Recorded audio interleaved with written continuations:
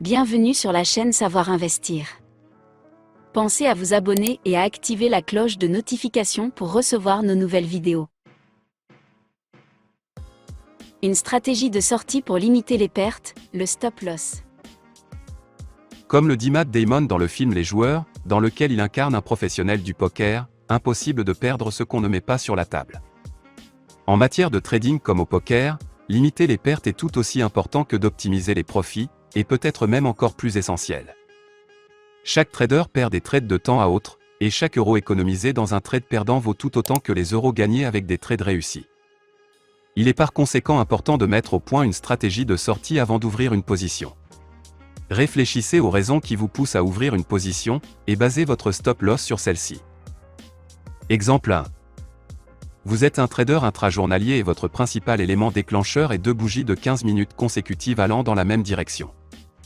Votre but est de gagner de 40 à 80 pips, ce qui est tout à fait faisable en jouant sur les petites tendances intrajournalières des 5 paires de devises majeures. Vous ne sélectionnez pas vos trades en recherchant les tops et les bottoms, mais vous préférez ouvrir une position quand le mouvement d'un prix a été amorcé depuis un certain temps. Dans ces tendances de faible amplitude, qui se développent sur l'espace d'une journée, les retracements sont souvent limités, et il y a de fortes chances que les tendances soient bien nettes. Vous placez votre stop loss en vous basant sur les retracements qui se sont produits plus tôt dans la journée sur des tendances similaires. Vous avez trouvé ces retracements sur des graphiques en chandelier de 5 minutes.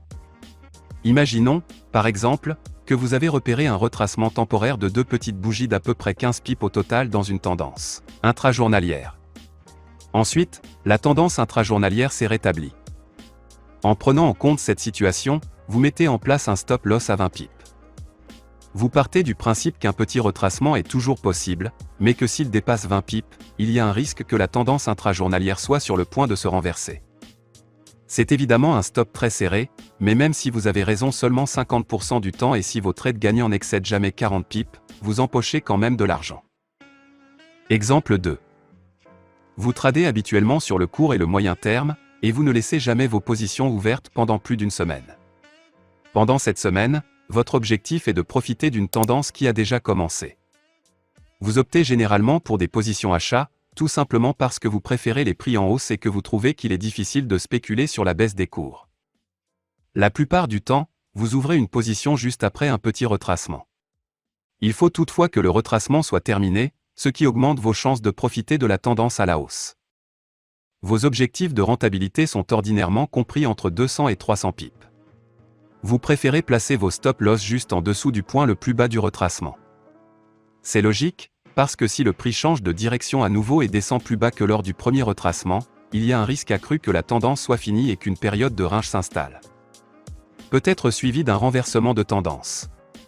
Dans tous les cas, la situation serait trop floue pour prendre position. Vous savez que ce setup est gagnant à peu près 30% du temps, et vos stops sont généralement placés entre 50 à 80 pips. Ainsi, en moyenne, vous perdez 2 fois 65 égale 130 pips, et vous en gagnez environ 250, réalisant ainsi un bénéfice moyen de 120 pips tous les 3 trades, soit 40 pips par trade.